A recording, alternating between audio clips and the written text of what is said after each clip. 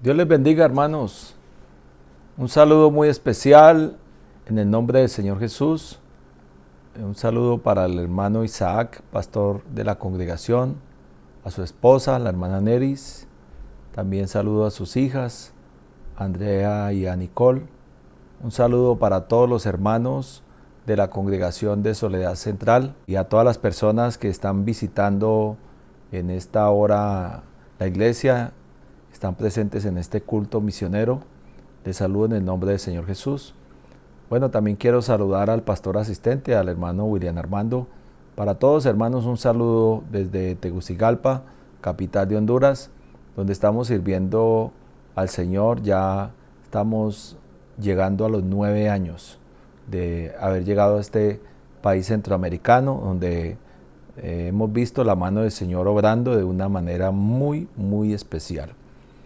Bueno, estos días estamos aquí en cuarentena. Hoy es el día número 11 de cuarentena, donde no hemos podido salir de casa. Pero desde aquí, desde casa, hemos estado haciendo el trabajo, pendiente de la iglesia, de los pastores, de los hermanos.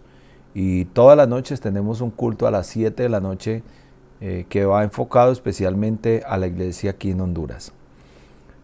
Bueno, quiero por este medio dejarles una reflexión de la palabra del Señor. El hermano Isaac me pidió que diera un consejo para la iglesia y quiero por este medio dejarles un consejo a toda la iglesia, hermanos, y especialmente para el pueblo del Señor, para todos aquellos que anhelan servir al Señor. El servir al Señor es una grande bendición y créame, hermano, que uno nunca sabe los planes de Dios y los propósitos de Dios con uno hasta dónde pueden llegar. Y los que servimos al Señor simplemente nos pusimos en las manos del Señor y le servimos al Señor con amor, con desinterés, incondicionalmente. Y Dios lo va llevando a uno donde Él lo necesita, y eso lo he entendido yo. Por esta razón, para todos aquellos que anhelan servir al Señor y que tienen en su corazón ese deseo de un día de pronto ponerse en las manos de Dios, pues yo creo que todo esto tiene un proceso, un tiempo, y todo llega en el tiempo de Dios.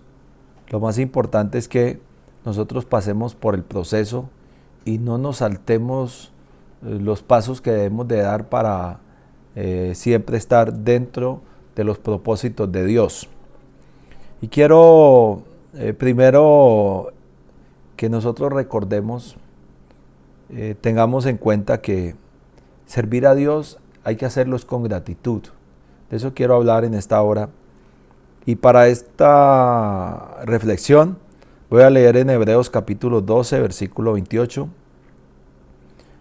donde dice el escritor a Hebreos: así que recibiendo nosotros un reino inconmovible, tengamos gratitud y mediante ella sirvamos a Dios, agradándole con temor y reverencia. Bueno, la Biblia aquí nos habla de que cuando en nuestro corazón hay gratitud, mediante esa gratitud nosotros debemos de servir a Dios, pero también dice la manera, cómo tenemos que hacer para servir al Señor, agradándole con temor y reverencia. Es una bendición saber que el Señor nos salvó.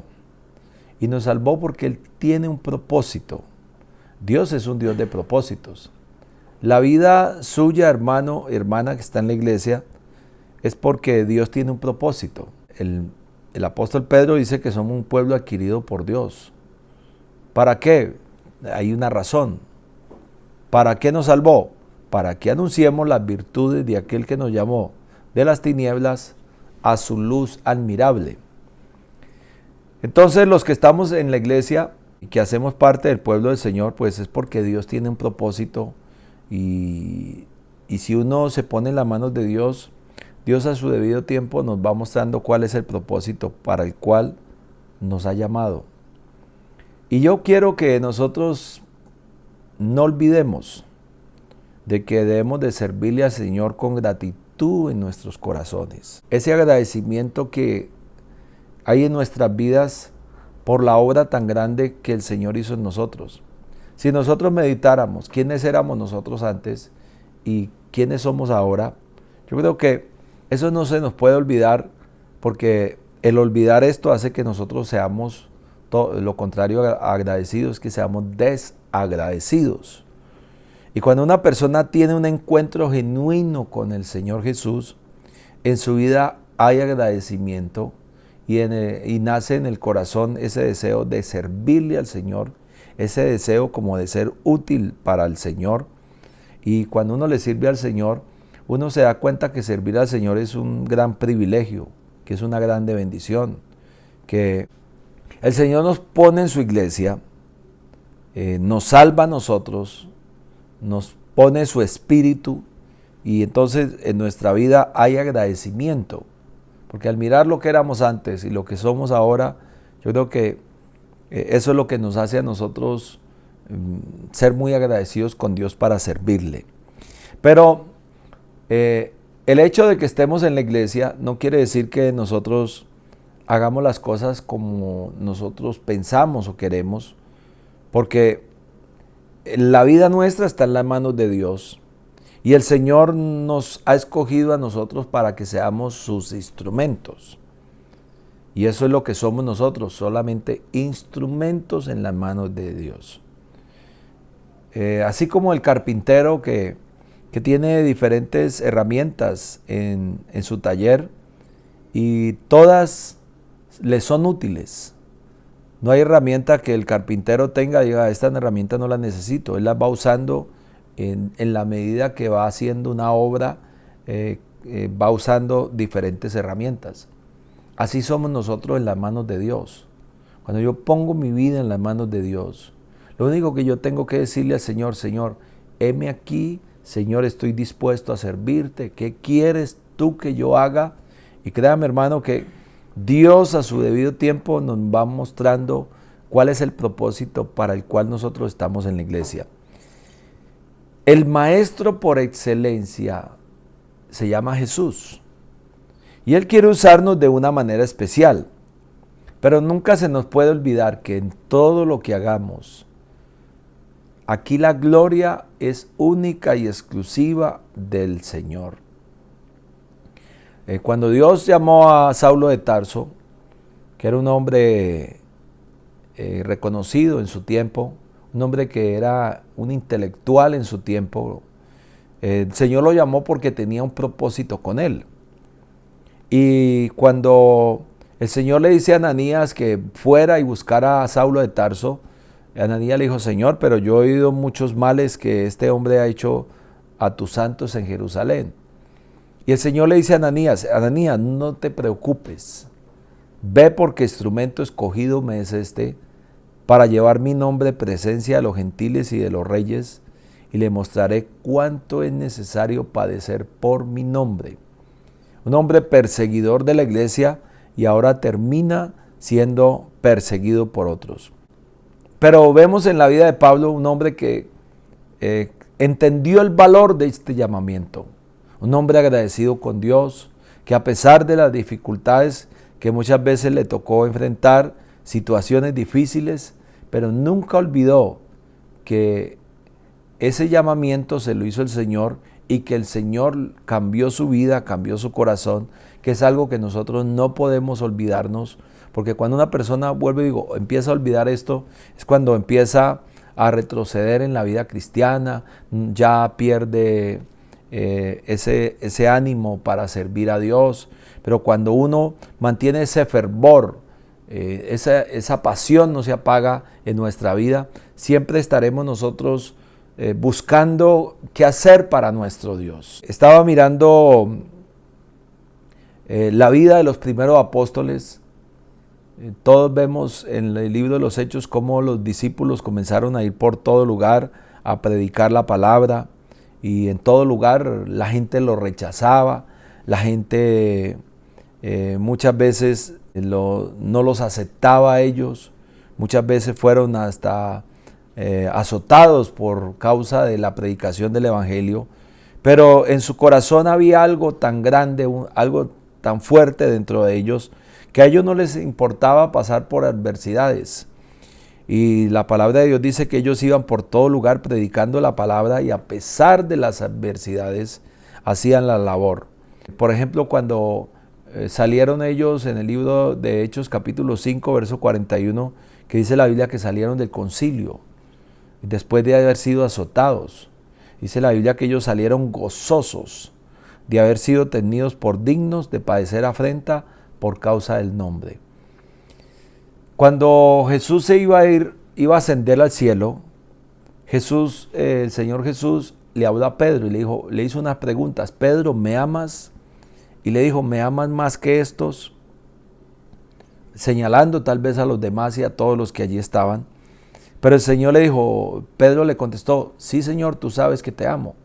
3 veces Pedro le respondió al Señor que lo amaba y la última vez el apóstol Pedro le dijo al Señor, Señor, tú sabes que te amo, tú lo sabes todo. Lo que Pedro le está diciendo allí es que tú conoces mi corazón, tú conoces mi vida. Hermanos, y Dios conoce su corazón, Dios conoce su vida, Dios conoce la actitud y la manera como nosotros servimos al Señor. Y una de las cosas que el Señor le dijo a Pedro es, Pedro, si tú me amas, demuéstramelo. ¿Cómo me lo tienes que demostrar? Bueno, hay unas ovejas, hay unos corderos, apaciéntalos, pastoréalos. Y la mejor manera de demostrar el agradecimiento a nuestro Dios es a través de lo que nosotros hacemos para Dios. Y si usted quiere ser un instrumento en las manos de Dios, quiere ser de bendición, yo le invito para que se meta dentro del propósito de Dios y que Dios a su debido tiempo nos va a llevar y nos va a poner en el lugar donde Él quiere ponernos. Pero eso no dejemos y no permitamos que nada ni nadie apague la llama en nuestro corazón. Muchas veces recibimos voces desde afuera y son voces del enemigo que llegan hasta nuestros oídos, donde van fomentando desánimo y hasta de la misma iglesia llega esa voz que nos va diciendo, no sirvas tanto, no te metas tanto, no necesitas hacer todo. Pero hermanos, síguele sirviendo al Señor con amor, sigue trabajando para la obra del Señor, que Dios a su debido tiempo nos va poniendo en el lugar donde Él nos necesita. Hemos recibido, dice Hebreos, un reino inamovible. Este reino inamovible, eso no lo mueve nadie. Esta iglesia no la derrota nadie. Pero estamos ahora dentro de la iglesia del Señor. Entonces ahora dice el escritor de Hebreos, tengamos gratitud y mediante ella, mediante la gratitud que hay en nuestro corazón, sirvamos a Dios. Pero no de cualquier manera, con temor y reverencia.